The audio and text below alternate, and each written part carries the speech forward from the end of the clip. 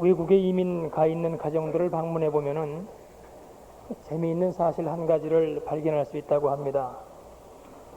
그 부모가 서울 사람이면 자녀들도 서울 말을 쓰고, 경상도 사람이면 경상도 말을 쓰고, 전라도 사람이면 전라도 말을 쓴다고 합니다. 곧 사람은 자신이 듣는 대로 따라가게끔 되어 있습니다. 인간 세계를 떠나서 산속에서 자라난 아이가 있다고 한다면 그 아이는 새소리나 짐승소리밖에는 내지 못할 것입니다. 꽤 오래전 인도에서 산중에서 늑대에 의해 길러진 아이를 발견하였는데, 두 손 두 발로 걷고 밥도 입으로 먹으며 말이라고는 늑대 울음소리를 내는 것밖에는 몰랐다는 것이 이것을 증명해 주고 있습니다. 그래서 사람은 듣는 대로 되어가는 존재입니다. 우리의 몸은 음식을 먹고 삽니다. 우리의 정신은 진리를 먹고 삽니다. 그리고 우리의 영혼은 하나님의 말씀을 먹고 삽니다. 그러므로 못 먹을 음식을 먹을 때 우리의 몸에 이상이 생깁니다. 잘못된 사상이나 타락한 이데올로기를 받아들일 때 우리의 인격과 정신은 삐뚤어지기 시작합니다. 그리고 하나님의 말씀에 반하는 거짓을 듣게 될 때에 우리의 영혼은 파괴되기 시작합니다. 그러므로 무엇을 듣느냐 하는 것은 대단히 중요한 것입니다. 그가 듣는 대로 그의 가치관이 형성되고 그의 인격이 형성되며 그의 행동이 결정되기 때문입니다. 사람이 이 땅을 살아감에 있어서 반드시 듣지 않으면 안 될 것이 무엇입니까? 그것은 하나님의 말씀입니다. 그런데 사도 바울은 로마서 10장 13절로 14절에서 이렇게 말씀합니다. 누구든지 주의 이름을 부르는 자는 구원을 얻으리라. 그런즉 저희가 믿지 아니하는 일을 어찌 부르리요? 듣지도 못한 일을 어찌 믿으리요? 전파하는 자가 없이 어찌 들으리요? 하나님의 말씀을 믿는 믿음이 아무리 귀중하다고 하더라도 듣는 일이 없으면 믿음은 생겨날 수 없습니다. 또 전하는 자가 없으면 들을 수가 없습니다. 전하는 자가 있어야만 하나님의 말씀이 들려질 수 있는 것입니다. 9월은 전도의 달입니다. 한 명도 전도해보지 못한 경우가 대부분인 우리들은 전도하면 이크하면서 먼저 알레르기성 반응부터 보입니다. 그러나 여러분, 전도가 그렇게 어려운 것입니까? 아니올시다. 내가 전도하려고 하니까 어렵지, 하나님께서 하시겠다고 하는 말씀이 믿어지면 전도는 그렇게 어려운 것이 아닙니다. 본문 말씀 그 다음 구절인 6절 말씀을 보면은 사도 바울이 다음과 같이 말하고 있습니다. 관제와 같이 내가 벌써 부음이 되고 나의 떠날 기약이 가까웠도다. 따라서 오늘의 본문 말씀은 사도 바울이 자신의 죽음을 바라보면서 그의 제자인 디모데에게 유언처럼 당부하고 있는 내용입니다. 승천하시기 전 예수님의 마지막 말씀도 같은 내용이었습니다. 너희는 온 천하에 다니며 만민에게 복음을 전파하라. 믿고 세례를 받는 사람은 구원을 얻을 것이요 믿지 않는 사람은 정죄를 받으리라. 그러고 보면 전도는 내가 하고 싶거나 하고 싶지 않거나의 문제가 아닙니다. 하나님의 명령이므로 반드시 따라야 할 사항입니다. 그래서 오늘의 본문 역시도 동일하게 명령형으로 시작됩니다. 하나님 앞과 산자와 죽은 자를 심판하실 그리스도 예수 앞에서 그의 나타나실 것과 그의 나라를 두고 엄히 명하노니 너는 말씀을 전파하라. 때를 얻든지 못 얻든지 항상 힘쓰라. 선교학을 전공하는 선교학 교수들에 의하면 성경 전체를 선교적인 관점에서 조명하고 해석하며 엮어 나갑니다.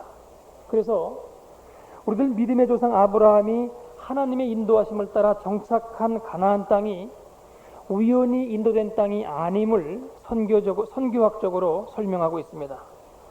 아브라함이 정착한 곳은 그 당시 양대 문명이었던 애굽의 문명과 메소포타미아 문명이 교차되는 길목이었다고 합니다. 따라서 당시 사람들이 이 양대 문명을 오가며 생활하려고 할 때 아브라함이 거주하는 이 길목을 통과하지 않고는 서로 간에 교통할 수가 없었다는 것입니다. 결국 하나님은 아브라함이 전도의 사명을 감당해야 할 자리에 그를 인도하셨던 것입니다. 이런 관점에서 하나님이 그 땅을 젖과 꿀이 흐르는 땅이라고 지칭하신 이유가 설명됩니다. 가나안 땅은 실제로는 삭막한 광야입니다. 오히려 강 건너편의 소돔과 고모라 땅이 에덴 동산 같고 여호와의 동산 같았다고 성경은 기록하고 있습니다. 그럼에도 불구하고 이 척박한 땅을 젖과 꿀이 흐르는 땅이라고 말씀하신 것은 이 땅에 거주하게 될 아브라함을 통하여 하나님의 말씀이 들려지게 함으로써 모든 사람의 영혼에 임할 하늘나라의 풍성한 복을 말씀하고 계셨던 것입니다.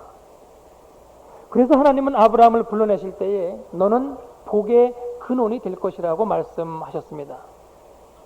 또 이스라엘 민족을 택하신 이유에 대하여 성경은 뭐라고 말씀하고 있습니까? 당신이 온 천하의 여호와 하나님 되심을 증거하게끔 하기 위하여 그들을 택하셨다고 합니다. 그럼에도 불구하고 오히려 그들이 우상을 따라가기 시작했을 때에 그들은 바벨론에 멸망당하게 됩니다. 그러고 보면 성경 전체 역사가 전도의 역사입니다. 신약시대에 들어와 초대교회는 어떠했습니까? 성령의 불이 붙어 그들이 모여 기뻐하고 감사하며 찬양할 때에 하나님은 오히려 그곳에 큰 핍박이 있게 함으로써 그들을 흩으셨습니다. 그 결과 예수 그리스도의 복음이 예루살렘과 온 유대와 사마리아와 땅끝까지 퍼져나가기 시작했습니다. 그래서 오늘 사도 바울도 엄히 명하고 있습니다. 너는 말씀을 전파하라. 때를 얻든지 못 얻든지 항상 힘쓰라. 때를 얻든지 못 얻든지라는 말씀 가운데 사도 바울은 복음 전파의 중요성을 한 번 더 강조하고 있다고 보여집니다. 어느 때라도 복음 전파의 일을 감당하라는 것이죠. 그래서 이 말은 우리에게 중압감을 갖고 다가옵니다. 여러분, 왜 전도가 어렵습니까? 왜 전도하면 알레르기성 반응부터 보입니까? 전도의 중압감 때문입니다.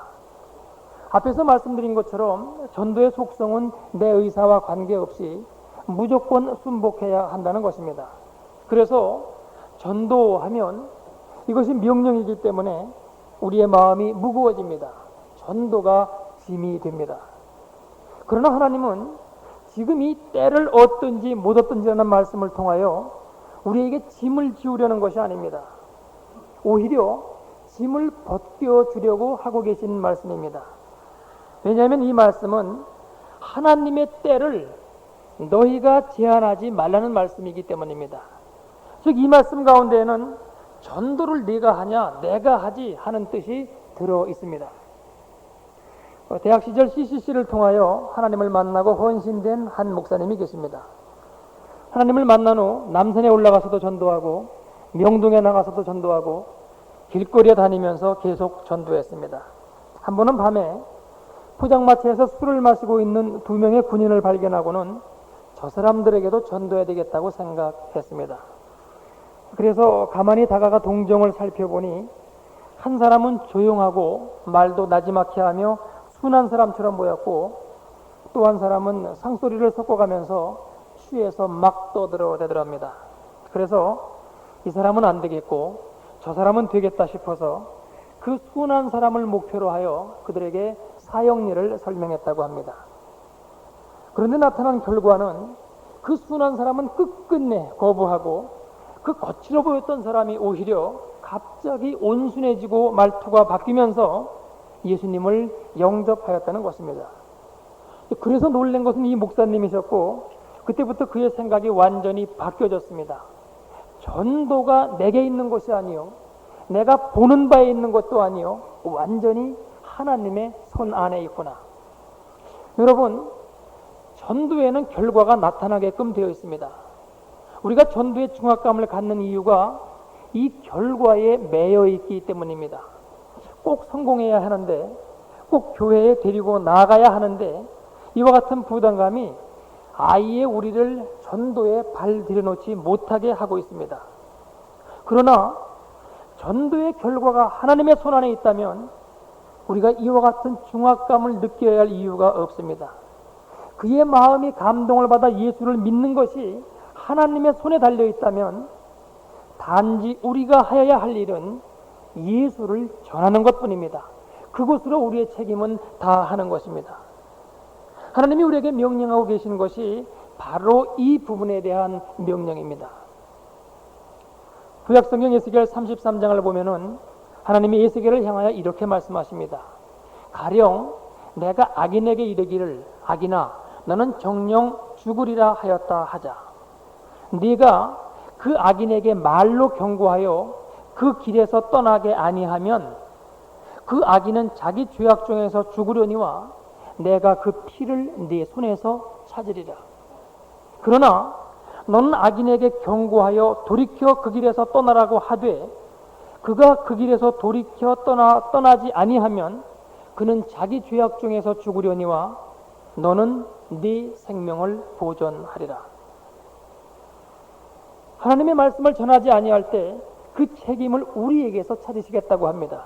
그러나 전했음에도 불구하고 그가 돌이키지 아니했을 때 그 책임은 그에게 있지 내게 있지 않다고 말씀하고 계십니다. 그러므로 전도하라는 명령, 특별히 오늘 때를 얻든지 못 얻든지 항상 힘써 전하라고 하는 말씀은 결과는 네 책임이 아니니 너는 단지 언제라도 말씀을 전파하라고 하는 의미입니다. 지금 이 자리에 계시겠습니다마는 한 분은 우리 교회 집사님이십니다. 그리고 또 한 분은 등록하신 지 그리 오래지 않은 그 집사님의 친구분입니다. 이 두 분이 어렸을 때부터 친구이고 또 지금도 집이 가까이에 있어서 서로의 집에 거의 매일 만나다시피 했답니다. 그래서 서로 집에 놀러도 가고 시장도 함께 가고 식사도 하고 하면서 거의 매일 만났답니다. 그런데 하루는 그 친구분이 먼저 우리 교회 집사님께 그랬답니다. 예, 나도 교회 가고 싶으니 좀 데려가 달라고. 그 말을 듣고 보니까 왜 그동안 내가 한 번도 이 친구에게 교회 가자는 소리를 안 했는지, 복음을 전하지 않았는지 자기 자신 스스로 이상한 생각이 들더랍니다. 매일 만나면서도 전혀 무관심하게 지냈던 것입니다. 여러분, 하나님이 전도하라고 명령하셨을 때에는 이미 그 사람을 통하여 전도받을 사람을 예비해 놓고 계시다는 사실을 알아야 합니다. 전도의 열매, 전도의 결과가 하나님의 손안에 있는 것이라면, 그러면서 그분이 우리에게 가라고 명령하시는 것이라면 나를 통하여 복음을 받아들여야 할 사람이 있으니까 가라고 하시는 것이지, 그런 사람이 없는데 가라고 하실 리가 없는 것입니다. 전도에 열심을 내는 많은 사람들이 이구동성으로 하는 말이 이 말입니다. 전혀 예기치 않았던 대상들이 복음을 받아들인다는 것입니다. 그러면서 그들이 느끼는 것은 과연 전도의 대상은 하나님이 예비해 놓고 계신 것이지 내게 있는 것이 아니다 하는 것입니다. 그래서 오늘 하나님은 사도 바울을 통하여 우리의 짐을 벗겨주시는 말씀을 하고 계십니다. 때를 얻든지 못 얻든지 결과는 내게 있으니 너는 단지 전하라, 힘써 전파하라. 이제 그러면 여기서 한 가지 생각해 볼 것이 있습니다. 전도의 결과가 하나님께 달려 있다면 전도의 과정을 통하여 하나님이 우리에게 주시고자 하는 것은 무엇입니까? 그것은 우리의 믿음을 연단시키고 우리의 믿음을 확증시켜 주기 위한 것입니다. 그러므로 전도에서 우리가 초점을 맞춰야 할 것은 바로 이 부분입니다. 전도의 결과는 하나님께 달려 있습니다. 그러므로 그 결과에 연연할 것은 없습니다. 단지 과연 나는 하나님께서 역사하실 것을 믿고 하나님의 이 말씀을, 이 복음을 전하겠다고 하는 열심이 있느냐의 문제입니다. 그래서 이 전도의 문제는 결국 네가 과연 믿음이 있느냐 하는 문제로 귀착이 됩니다. 여러분, 성경의 모든 내용이 다 믿음으로 귀결됩니다. 예수께서 제자들과 함께 생활하시고 또한 가르치시면서 그들에게 원하셨던 것 한 가지가 바로 이 믿음이었습니다. 예수께서 변화산에서 내려오십니다. 그때 제자들이 귀신 들린 아이 하나를 고치려다가 못 고치고 있습니다. 그래서 당황하고 있는 가운데 예수님은 그 아이를 고치시면서 그 제자들을 꾸짖습니다. 믿음이 없는 세대요, 내가 얼마나 너희와 함께 있으며 얼마나 너희를 참으리요. 물에 빠져들어가는 베드로를 향하여 하신 말씀도 같은 말씀입니다. 믿음이 적은 자여 왜 의심하였느냐. 이처럼 제자들에게 심어주려고 하셨던 것 한 가지가 곧 믿음이었습니다. 왜 이처럼 믿음이 중요합니까?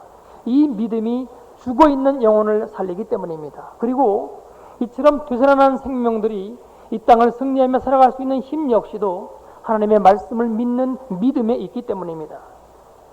그러므로 오늘 하나님이 우리에게 전도하라고 명령하실 때 그 명령이 우리에게 짐을 지게끔 하기 위한 것이 아닙니다. 우리의 믿음을 연단시키시기 위함입니다. 그래서 우리에게 상급 주시기 위해서입니다. 그러므로 이 전도에서 우리가 가져야 할 믿음은 어떤 것입니까? 네가 전하기만 하면 내가 역사하겠다고 하는 이 말씀에 대한 믿음을 가지라는 것입니다. 그래서 실제로 행해보라는 것입니다. 우리는 하나님의 말씀이 지금도 살아있는 말씀이라고 고백합니다. 그러나 그것은 단지 말로만의 고백에 그칠 뿐 실제로 말씀에 살아있는 능력을 나타내 보이지는 못합니다. 그 이유가 우리가 말로만 고백할 뿐 실제로는 그 말씀에 따라 한 발자국도 내어딛지 않기 때문입니다. 그렇다면 그 신앙 고백은 체험되지 않습니다. 이성적으로나 지식적으로 동의는 할 수 있을지언정 이 땅에 하나님의 나라를 이루는 살아있는 믿음은 되지 못합니다. 우리가 전도하지 않는다면 바로 이런 것입니다. 우리는 분명히 이렇게 고백할 수 있습니다. 예, 그러면요, 하나님의 능력은 무궁무진합니다. 없는 가운데서 부르시는 하나님이시요, 없는 가운데서도 있게끔 하시는 하나님이신데요. 그러나 나는 하나님의 이 능력과는 관계가 없습니다. 훗날 하나님도 우리에게 같은 말을 하실 것입니다. 내 능력은 너와는 관계가 없다. 여러분, 믿음은 실제로 행해보아야 그것이 참 믿음이 됩니다. 전도도 실제로 해보아야 그것이 살아있는 참 믿음이 됩니다. 전도사 시절에 아동부를 맡고 있었기 때문에 여름 성경학교 때가 되면 인근 국민학교의 교사들과 함께 전도지를 갖고 전도하러 나갔습니다. 처음에는 그렇게 어색할 수가 없고 솔직히 가고 싶지 않았습니다. 비라도 왔으면 하는 마음이었습니다. 그런데 나가서 전도하는 중에 제가 담당하고 있는 그 어린아이들이 전사님 하며 아주 반갑게 부르며 뛰어오는 것이 저도 그렇게 반가울 수가 없었고 또 그렇게 힘이 될 수가 없었습니다. 몇 년에 걸쳐서 이와 같은 전도를 하고 보니 후에는 그 일이 기다려지게끔까지 되었습니다.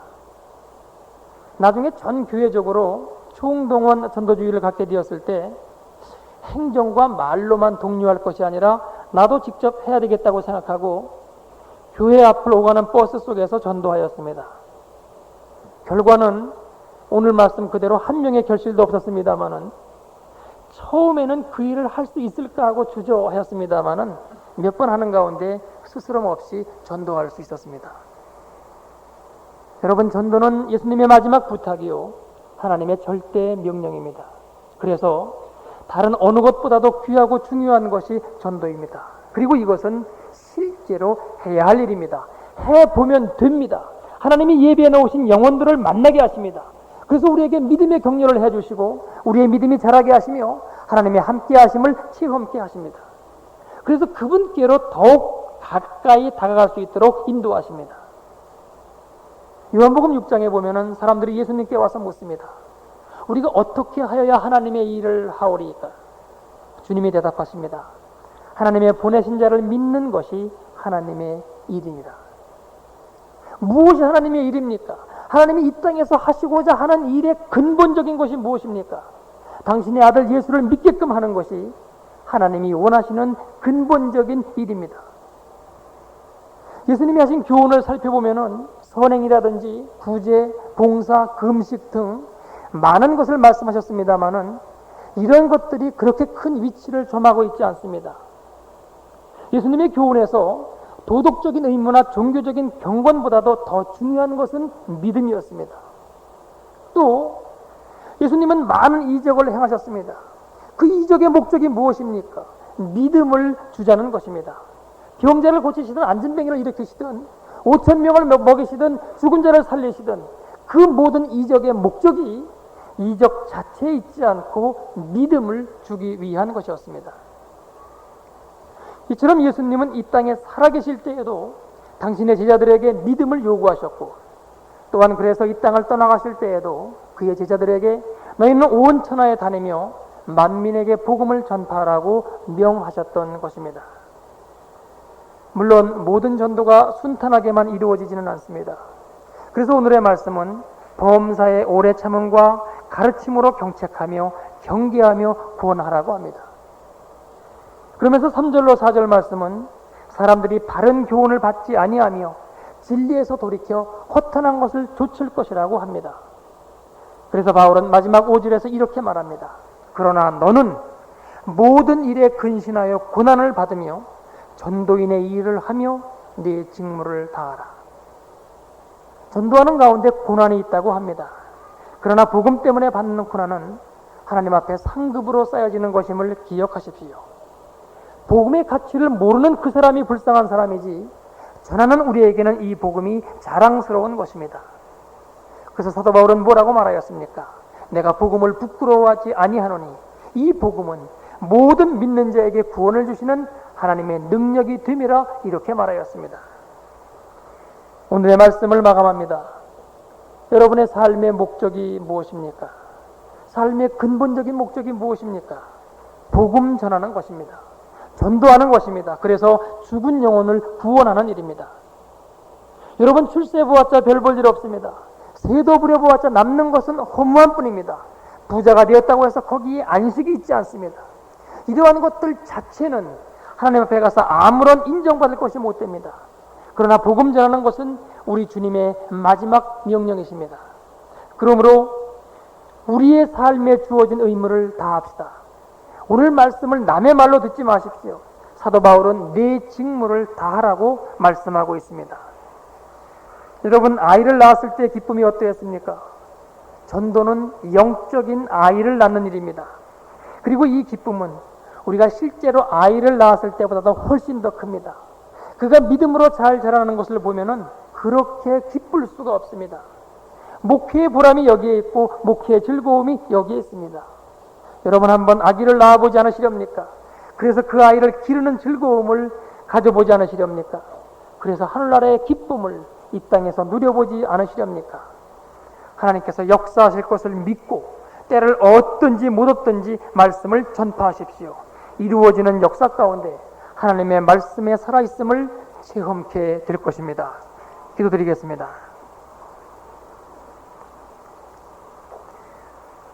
우리에게 복음 주셨음을 감사드립니다. 우리에게 믿음 주셨음을 감사드립니다. 그리고 우리에게 전도를 명하신 것을 감사드립니다. 아버지, 이것은 우리가 어려운 일도 아니요 힘든 일도 아닙니다. 결과는 아버지께서 역사하시겠다고 합니다. 너희는 단지 나의 말을 듣고 때를 얻든지 못 얻든지 그 말을 전하라고 말씀하고 계십니다. 이 말씀을 믿고 하나님의 말씀을 전하는 가운데 하나님의 살아계신 은혜를, 그리고 그 능력을 체험케 하옵소서. 예수 그리스도의 이름으로 기도드리옵나이다.